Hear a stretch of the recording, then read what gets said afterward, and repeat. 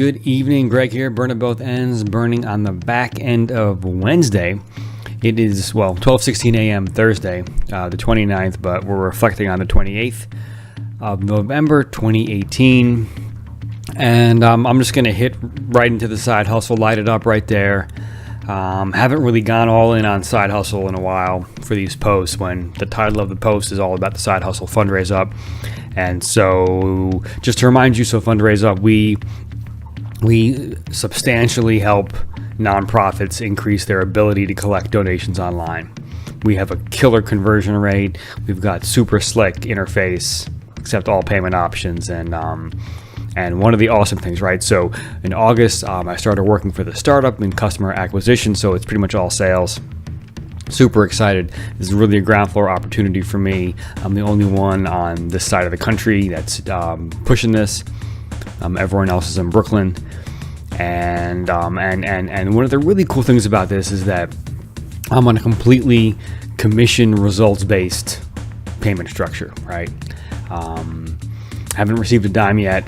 Not even worried about that for a second because it's right now. I'm loving the work, and I don't, I'm building something with Peter. Peter's the founder, and Yuri's the one of the other co-founders.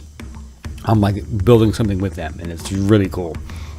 And it's something that I've never really had the perspective that I have now in attacking an endeavor like this, right? Even when I had my aerospace company back in 2009, started that. I didn't really understand the patience and persistence, the infinite game piece, how I was building.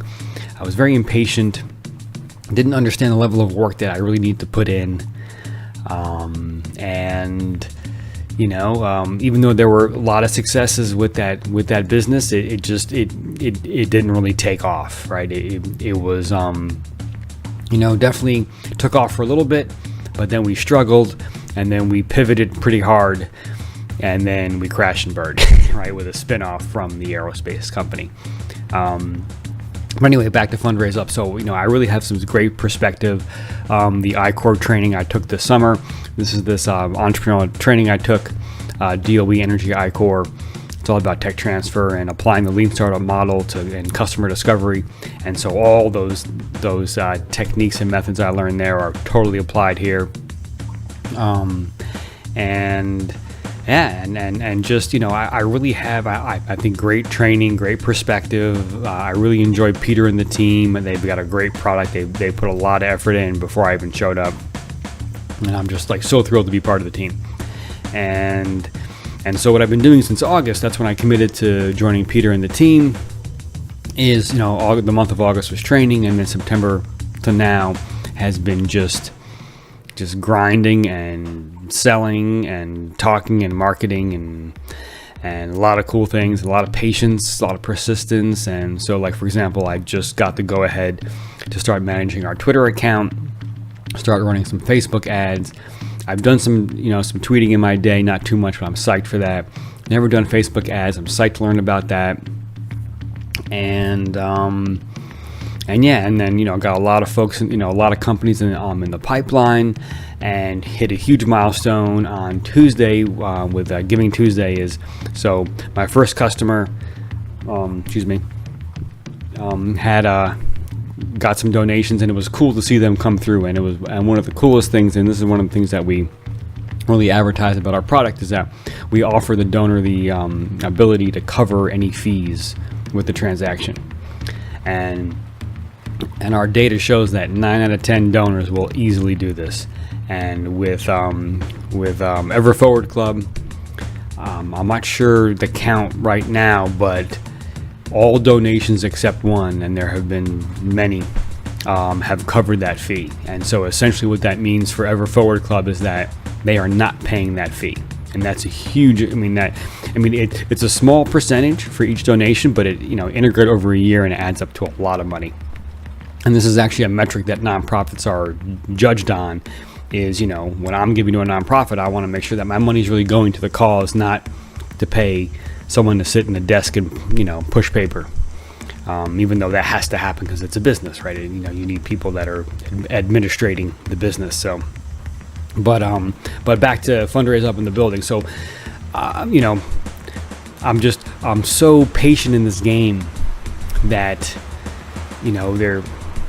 it's just, 6 months out, a year out, I'm thinking that easily past there. I'm thinking, actually, I was reading one of our investor decks recently, and we're looking at least a 6-year runway to really get where we want to go to, and I'm just thrilled to be there for the whole ride.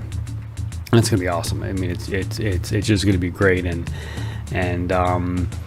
yeah. So some of the other cool things is that I've in my networking and in meeting folks, I've attracted definitely one, maybe a second potential company that works with nonprofits to market our product, kind of like a channel partner.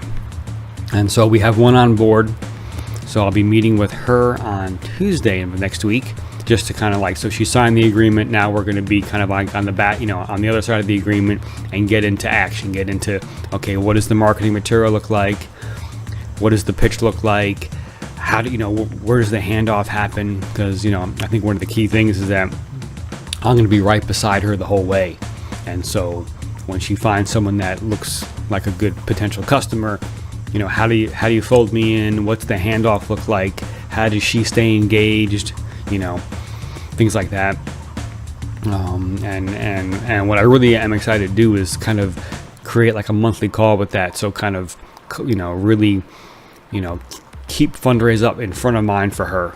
And then we have a second company that's right now, they like the agreement, but now they're kind of they want to get a feel for the nonprofits that they work for and what kind of donations go on there. And but most likely they're going to be on board too.